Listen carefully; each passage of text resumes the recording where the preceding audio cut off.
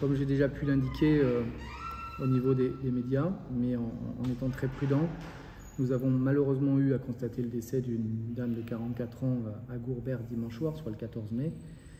La section de recherche au regard des premiers éléments d'enquête a été saisie par mes soins, la section de recherche de la gendarmerie de Pointe-à-Pitre, et nous avons mené des investigations très rapidement pour essayer de comprendre les circonstances de ce décès.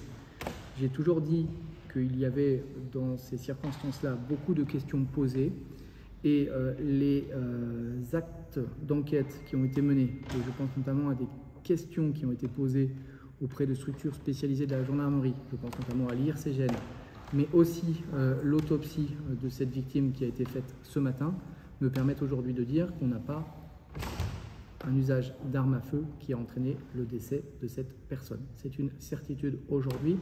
On a malheureusement une autre hypothèse de travail qui a pris de l'ampleur au fil des heures de l'enquête. On a une hypothèse de travail comme quoi un projectile interne au véhicule conduit par cette victime a touché cette victime au niveau de la tête.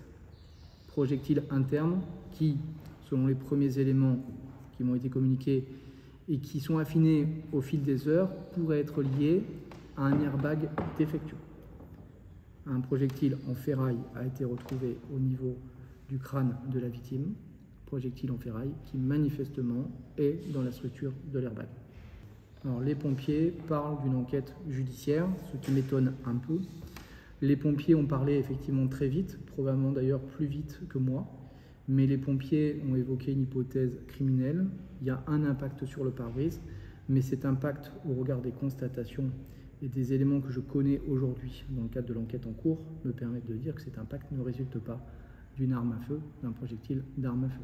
Cet impact peut correspondre, selon quelque chose que l'IRCGN va travailler, avec probablement aussi un expert qui sera requis par mon parquet pour analyser cet événement.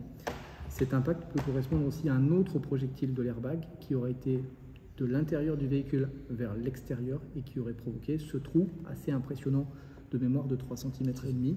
Ce trou impressionnant, mais encore une fois, les services qui ont été les premiers à intervenir, les pompiers que je respecte beaucoup dans leur action, n'ont pas, je le répète, à se mêler d'une action judiciaire et à communiquer des informations qui ne sont pas confirmées par le procureur que je suis ou bien par les services d'enquête. C'est gênant parce que derrière, il y a des familles. Avant de vous recevoir, j'ai reçu la famille de cette malheureuse victime, un compagnon, une fille, et c'est vrai que j'ai pu très facilement prendre conscience que les informations qu'ils ont pu lire dans la presse écrite ou orale n'ont pas été des informations qui leur ont fait du bien.